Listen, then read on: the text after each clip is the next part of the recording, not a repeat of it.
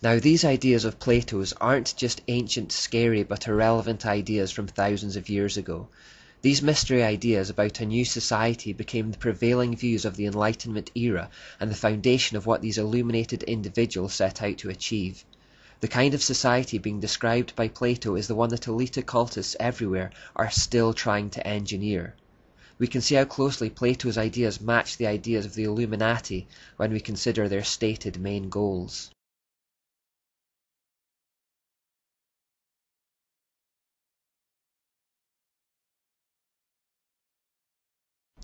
Dr. Timothy Dwight says, "In the societies of Illuminati, the being of God was denied and ridiculed. The possession of property was pronounced to be robbery. Adultery, assassination, poisoning, and other crimes of like infernal nature were taught as lawful and even as virtuous actions. To crown such a system of falsehood and horror, all means were declared to be lawful, provided the end was good. Of the goodness of the end every man is to judge for himself. The great and good ends proposed by the Illuminati are the overthrow of religion, government, and human society, civil and domestic. These they pronounce to be so good that murder and war, however extended and dreadful, are declared by them to be completely justifiable, if necessary for these great purposes." So once more we see the idea that anything goes if the end justifies the means. We could call these Plato-inspired societies knowledge dictatorships, or as Freemason Aldous Huxley called them in Brave New World Revisited, science dictatorships. The word science just comes from the Latin word for knowledge. Just as operative Freemasons knew that having a monopoly on trade secrets gave them power and position when building cathedrals and churches, speculative Freemasons equally understood that having a monopoly on knowledge and science would give them power to rule in these new republics. The Catholic Church had done the exact same thing in the Dark Ages. They tried to monopolize knowledge and learning to gain and retain power. From a spiritual perspective, Satan will always try and gain control of the flow of information because by doing that, he can control what people think, which will automatically control how they behave. Since people were turning away from the Catholic Church to science for understanding now, Satan had to change tack and get control of the information flows in science. In The Architecture of Modern Political Power, Daniel Putzner outlines the tactics employed by the Masonic elite. Among them, he says, is ostensible control over the knowable by marketing institutionally accredited science as the only path to true understanding. Thus, the ruling class endeavors to discourage independent reason while exercising illusory power over human knowledge. This tactic of control through knowledge suppression and selective dissemination is reiterated in the anonymously authored document Silent Weapons for Quiet Wars. The bookkeeper can be king if the public can be kept ignorant of the methodology of the bookkeeping. All science is merely a means to an end. The means is knowledge. The end is control. So take this example. Scientific institutions tell us that we have a man-made climate change problem. Now whether this is true or not, how many individual human beings have actually bothered to study the data or do their own research? Very few. The mass of humanity believes we have a man-made climate change problem because scientific institutions have said so and the mass media has passed the information on. This feeling that there are trustworthy experts in control of the information, bookkeepers as it were, stops the average person from going to it themselves. Just like people in the Dark Ages believed the church was trustworthy and therefore there was no need to go to the Bible themselves.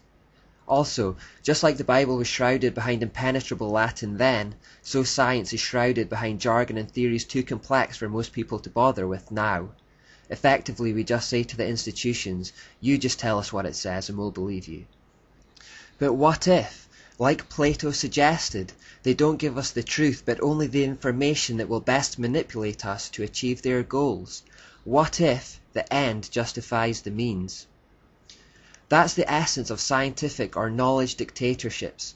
Those at the top are to have that secret serpent knowledge promised in the Garden of Eden, and they are to use it to control the mass of people below who are to be kept in ignorance. The masses were not to be fed the truth, but false information that made them believe they had the truth. Stephen Hawking once said that the enemy of true knowledge is not ignorance, it is the illusion of knowledge. If we think we already have it, we don't bother digging any deeper. By this method, people can be effectively manipulated and dominated. This is the foundation of satanic societies and institutions since Babylon. It's the same old pyramid structure, the kind which the Catholic Church employed to keep the masses in darkness in the Dark Ages. People just replaced a religious dictatorship with a scientific one. Independent thought was to be banished in the Enlightenment, and instead institutional science was to be used to control what the Muggles knew and what they believed. Aldous Huxley wrote in Brave New World Revisited that, under a scientific dictatorship, education will really work, with the result that most men and women will grow up to love their servitude and will never dream of revolution. There seems to be no good reason why a thoroughly scientific dictatorship should ever be overthrown. The priests of Roman Catholicism were merely replaced by a new breed of bookkeepers or information guardians on whom people would rely for knowledge. Jim Keith writes, "As the sun-moon cult lost some of its popularity, scientists were quick to take up some of the slack. According to their propaganda, the physical laws of the universe were the ultimate causative factors, and naturally, those physical laws were only fathomable by the scientific elite. Just as Latin was beyond the understanding of the average person, so was science. As the people moved away from religion, science was presented to fill the void, and in doing so, the elite simply created a new type of religion called scientism. This is the idea that science explains everything and is the answer to everything, even when science itself can't support that worldview. Much of what we call science today is actually scientism, a mere philosophy masquerading as scientific truth. This new scientific religious system had two requirements: a false science in which people would put their trust, and secondly, an official institution to accredit, control and disseminate it to the masses. That institution was the British Royal Society. Virtually all the Royal Society's founding members were Freemasons. One could reasonably argue that the Royal Society itself, at least in its inception, was a Masonic institution. The Royal Society was to be a kind of propaganda machine, a forerunner to the modern-day media, who would sculpt and shape public opinion through the notions about science that they controlled and disseminated. The Royal Society was to science what the Catholic Church had been to Christianity in the Dark Ages.